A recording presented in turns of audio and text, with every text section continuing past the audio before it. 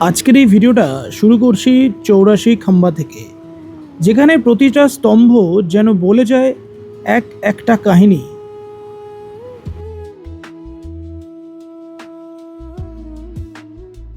এখানে হচ্ছে কৃষ্ণ ঠাকুর এসে বসে থাকতেন, আর গরু চড়িয়ে এসে মানে এরকম জায়গা থেকে গেট থেকে এসে হয়তো এখানে এসে বসে থাকতেন, আর এই গাছটার নিচেই কিন্তু বিশ্রাম করতেন।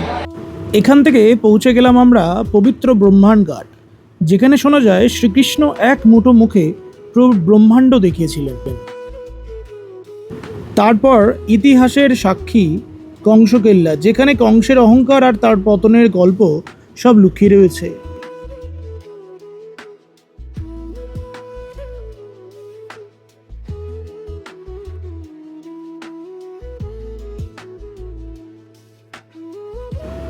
এরপর দর্শন করলাম ভগবান শ্রীকৃষ্ণের রাজমন্দির, দ্বারকাধীশ মন্দির।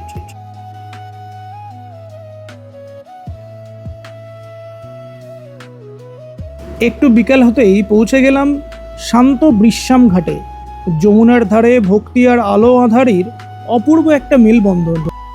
আর সবশেষে সবথেকে গুরুত্বপূর্ণ জায়গা, শ্রীকৃষ্ণের জন্মস্থান গোকুলের এই জায়গাটার নাম 84 খাম্বা। আর এই নামটার পিছনে লুকিয়ে আছে ইতিহাস আর ভক্তির এক অসাধারণ গল্প। কথা আছে এই 84 খাম্বা আসলে প্রতীক। হিন্দু দর্শনে বলা হয় মানুষের আত্মার জন্ম মৃত্যু 84 লক্ষ যোনি পেরিয়ে তবেই মুক্তির পথে যায়, আর এই 84 খাম্বা সেই মুক্তির পথেরই স্মারক।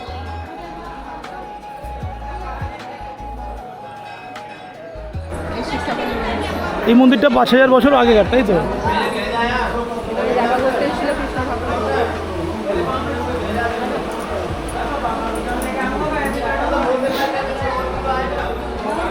মন্দির রয়েছে এদিকে, আর এই যে এইভাবে দালানটা রয়েছে, এটা 5000 বছর আগেকার।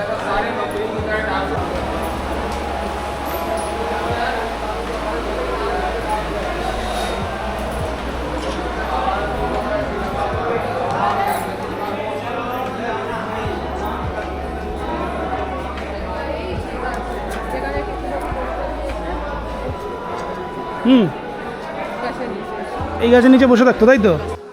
লোককথা অনুযায়ী এখানেই নন্দ মহারাজের সভাগৃহ ছিল, আর এই খাম্বাগুলোর নিচে বসে গোকুলের গুরুত্বপূর্ণ সিদ্ধান্ত নেওয়া হতো। আর ছোট কানাই তখন আশেপাশে খেলাধুলো করে বেড়াতো।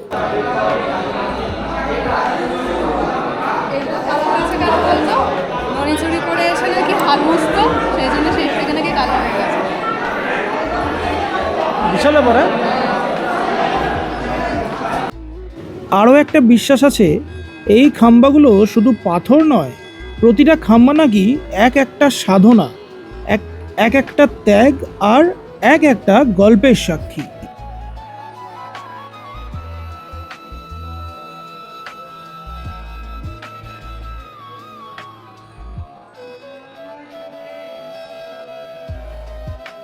আজ সময় বদলেছে, রাজত্ব হারিয়েছে, কিন্তু এই 84 খাম্বা এখনো দাঁড়িয়ে আছে চুপচাপ নীরবে।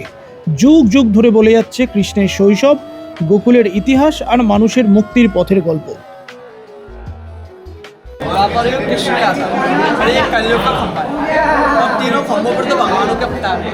कलयुग में भगवान के अवतार बोलते हैं, कलयुग में कल के हमारा अवतार लिखे, जैसे कल की हमारा अवतार लिखे हमारे खंभे पे ऐसे चिन्ह देख रहे हो ना, ऐसे इस खंभे पर चिन्ह आ जाता है। ये कलयुग का खंभा ऐसे चारों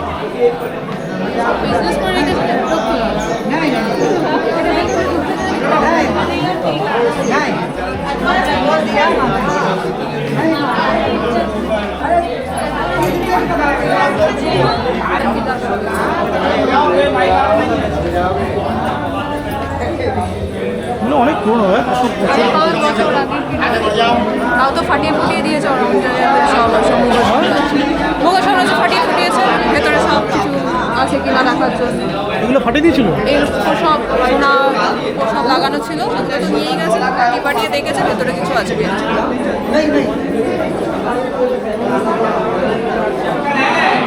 মানে এই খাম্বাগুলো টোটাল কাউন্ট করলে 84টা বছর, 84। মানে মেন তাহলে এই খাম্বাগুলোই তাহলে মেন, তাই তো? কি রান্নাঘর ছিল? হ্যাঁ কি হচ্ছে? রান্নাঘর ছিল না?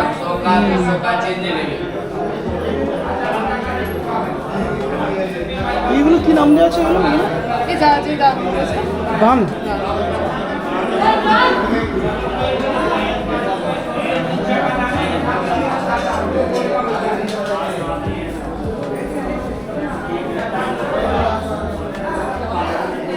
माथा लगाओ भगवान का वैद्य सुधा मैया का मटका है माखन का आरती माता भगवान का। 84 খাম্বার পরিক্রমা মোটামুটি আমাদের কমপ্লিট হয়েছে, বেশ ভালো পরিক্রমা হলো। আর মোটামুটি আমরা দেখলাম, কিন্তু পিলারগুলো অনেক পুরনো পিলার, কাউন্ট করা খুবই মুশকিল, বাট ঘোরা আমাদের বেশ ভালোই হচ্ছে আর কি।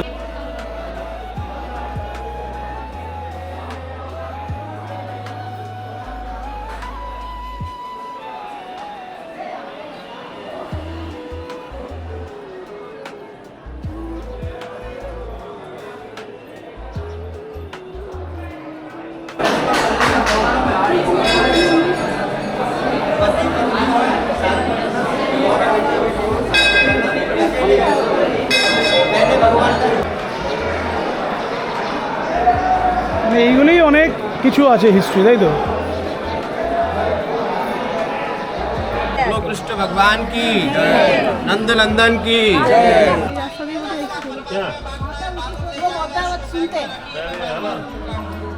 बैग में रखिए, बांदर डोल रहे हैं, ले जाएंगे, बोलो राधे राधे। ये बलदेव ठाकुर जी का वस्त्र है। वॉशरूम ये चालन दोनों होता है। बाड़ी में मंदिर में रखा जाएगा, कहाँ रखा जाएगा? 84 খাম্বার দেখা আমাদের কমপ্লিট, আর মন্দিরে এখন পুজো হচ্ছে দেখতে পাচ্ছি। আর আমরা যে জায়গাটাতে বসে আছি, মানে দুর্দান্ত একটা জায়গা, মানে কি বলবো, মানে হিস্ট্রি ঠিক বলবো না, হিস্ট্রি বলা যায়, হ্যাঁ হিস্ট্রি বলা যায়। এই যে গাছটা আছে সামনে, আমাদের যে জায়গাটা দেখা যাচ্ছে, এখানে হচ্ছে কৃষ্ণ ঠাকুর এসে বসে থাকতেন, আর গরু চড়িয়ে এসে মানে এরকম জায়গা থেকে গেট থেকে এসে হয়তো এখানে এসে বসে থাকতেন, আর এই গাছটার নিচেই কিন্তু বিশ্রাম করতেন। মানে দুর্দান্ত একটা নস্টালজিক ব্যাপার আর কি। পৌঁছালাম আমরা ব্রহ্মাণ্ড ঘাটে, আর এখান থেকে রমন রেতিও কাছে, এখান থেকে নন্দ ভবনও কাছে, সব কিছু মোটামুটি কাছে আছে। আর 84 খাম্বা মন্দির, যে 84 খাম্বা মন্দির সেটাও কাছে, আমরা দেখলাম, ওটা অলরেডি দেখালাম আপনাদেরকে। এটা একটু দেখাই আপনাদের কীরকম লাগে আপনারা বলুন। কথা আছে, শিশু কৃষ্ণ একদিন মাটি খাচ্ছে দেখে মা যশোদা তাকে শাসন করেন।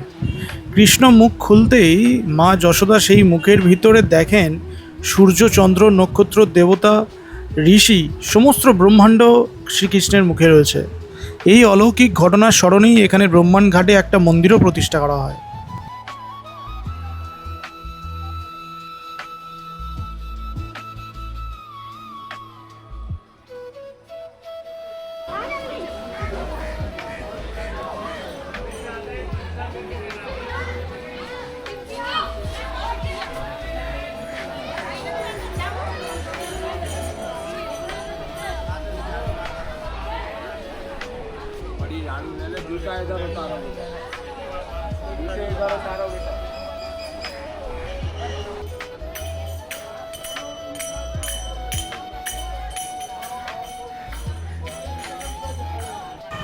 মন্দিরটি মূলত শ্রীকৃষ্ণের বাল লীলাকে উৎসর্গ করে। ভক্তদের বিশ্বাস, এই মন্দিরে দর্শন করলে অহংকার নষ্ট হয় এবং মানুষ বুঝতে পারে ঈশ্বর ছোট রূপেও কতটা অসীম।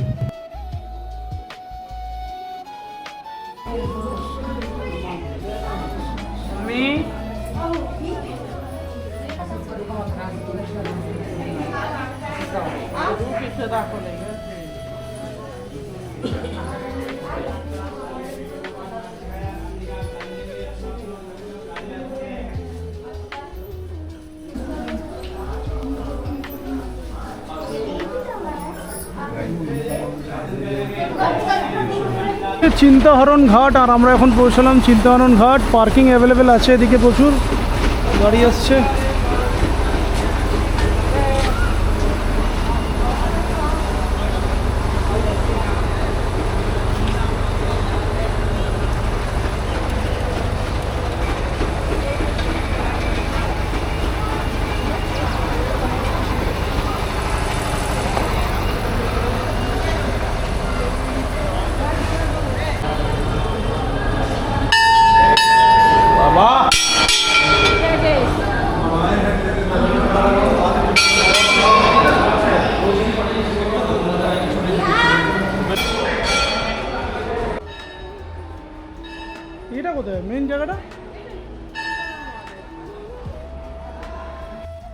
লোকবিশ্বাস অনুযায়ী একসময় নন্দ মহারাজ আর গোকুলবাসীরা নানা চিন্তা ও সংকটে ভুগছিলেন।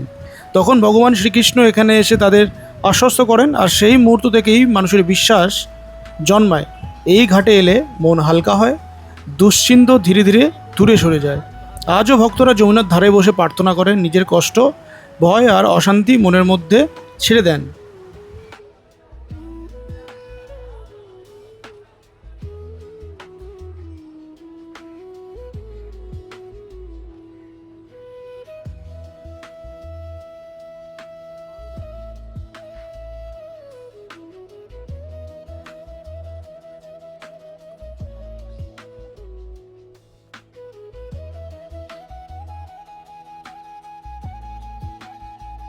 আমরা পৌঁছেছি এখন কংসর কেল্লা, মানে যেটা কংস কেল্লা বলা হয়। এখান থেকে পুরো এই শহরটাকে দেখা যাবে, সামনে আয়, পুরো শহরটাকে দেখা যাবে, বেশ ভালো। অনেকটা মানে অবশিষ্ট খুব একটা নেই, বাট এই পড়ে আছে এখন। মথুরায় যমুনা নদীর ধারে অবস্থিত কংস কেল্লা ছিল মথুরার শাসক কংসের দুর্গ। পুরাণ অনুযায়ী এখান থেকেই কংস তার রাজ্য শাসন করত এবং এখানেই জন্ম নেয় কৃষ্ণ ভয়ের গল্প। এক ভবিষ্যৎবাণীতে বলা হয়েছিল দেবকীর অষ্টম সন্তানই কংসের মৃত্যুর কারণ হবে। কংসের এই দুর্গটি কিন্তু এখন প্রায় ধ্বংসপ্রায়। জায়গাটা কিন্তু ফাটাফাটি জায়গা, কারণ একটা জিনিস আমি দেখাই, মানে কংসর কেল্লা হলে কী হবে, বাট দুর্দান্ত ভিউজ। মানে এইদিকে যদি দেখি পুরো রিভারটা দেখা যাচ্ছে, পুরো রিভারের একটা দুর্দান্ত ভিউ। এদিকে সিটি ভিউ পাওয়া যাচ্ছে। কেল্লাটার অবশিষ্ট কিছুটা পড়ে আছে এখনও, বাট ফাটাফাটি লাগছে। এটা অ্যাকচুয়ালি অনেকটা, এদিকে বোটিংও হচ্ছে। এদিকে যদি কেউ চায় যমুনাতে বোটিংও করতে পারে। যমুনা তো মিডিলে চড়া পড়ে গেছে এদিকটা, বাহ। আর এদিকে শহরটা দেখা যাচ্ছে, মথুরা সিটি, মথুরা শহরটা এটা এখান থেকে পুরো দেখা যাচ্ছে, ফাটাফাটি। আর চাইলে এখান থেকে বোটিংও করা যাবে। বোটিং যারা করতে চাইছেন এখান থেকে বোটিংও হয়, বলে দিলাম। আর এখান থেকে আরও অনেকগুলো সাইট সিন আছে, এটা ফার্স্ট সাইট সিনের মধ্যে আমরা রাখলাম। এবার মথুরা ঘুরে দেখাচ্ছি, মানে একদিনে মোটামুটি গোকুল আর মথুরা দুটোই কমপ্লিট হয়ে যাওয়ার সম্ভাবনা আছে।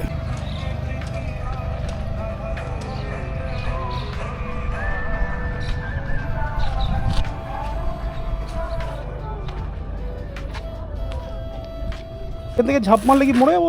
পড়ে যাবো? যাস না, চলে। হ্যাঁ, কত হিস্ট্রি না এখানে লুকিয়ে আছে, প্রত্যেকটা ইটে, প্রত্যেকটা দেওয়ালে, প্রত্যেকটা জায়গায়। হ্যাঁ মোটো, হ্যাঁ মোটো, মোটো।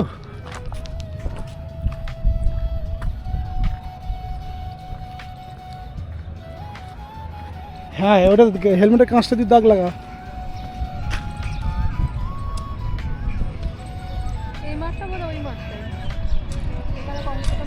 কোনটা? এখানে কংসকে মারা হয়েছিল, হতেই পারে। মেরেছিল কেন, ওখানে বসতো। হ্যাঁ, ওখানে খেলা হতো, মানে কুস্তি যেটা। আচ্ছা, কুস্তি। ওকে, তো আমরা এখন পৌঁছেছি দ্বারকাধীশ টেম্পল, যেটা আছে মথুরাতে। আর মথুরার অনেক পুরনো টেম্পল, এটা বোঝাই যাচ্ছে, বাট দুর্দান্ত।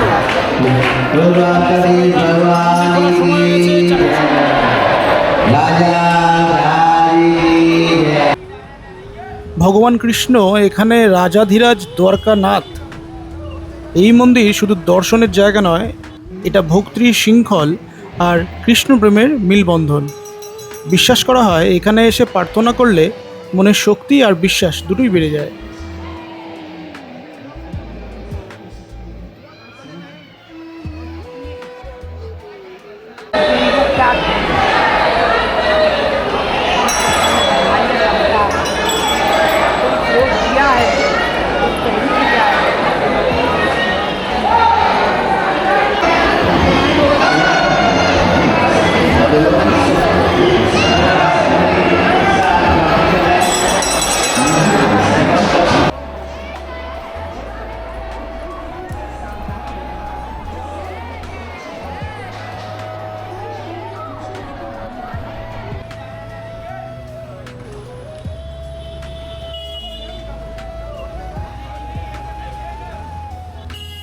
এবার আমরা যাচ্ছি, হেঁটে হেঁটেই যাচ্ছি। এবার যাচ্ছি আমরা বিশ্রামঘাটের দিকে। আর এই বিশ্রামঘাটও কিন্তু যমুনা নদীর ধারেই অবস্থিত।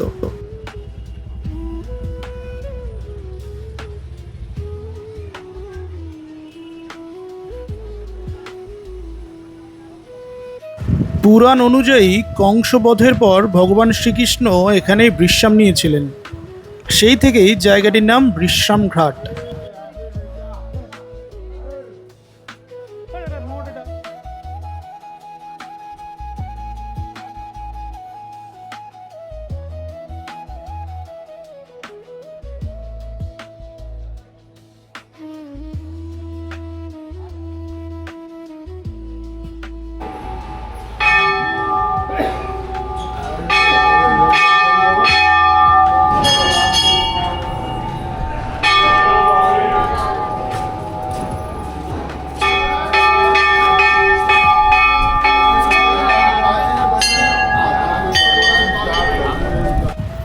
এই হচ্ছে বিশ্রামঘাটের মেন মন্দিরটা, যেখানে স্বয়ং শ্রীকৃষ্ণ এসে বসেছিলেন এখানে, আর সেটাকেই মন্দিরে রূপান্তরিত করা হয়েছে এখানে।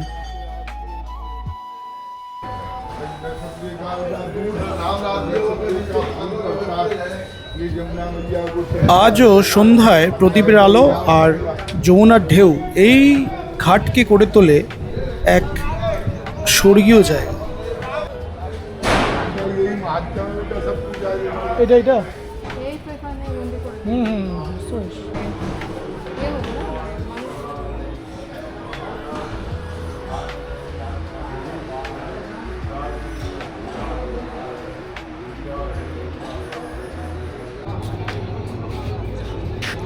এখান থেকে বোটিং আছে, চাইলে কি ওখান থেকে বোটিংও করতে পারে যমুনা নদীর উপরে। আর কংসকেলা থেকে আমরা এটা দেখিয়েছিলাম, তাই তো? কংসর কেলা থেকে আমরা এটাকে দেখিয়েছিলাম। আর এটাই হচ্ছে যমুনা নদী, আর এটাই হচ্ছে বিশ্রাম ঘাট। এরপরে আমরা গিয়েছিলাম কৃষ্ণের জন্মস্থান, কিন্তু ভিতরে ভিডিও অ্যালাউ না, যার জন্য আমরা ভিডিও করতে পারিনি।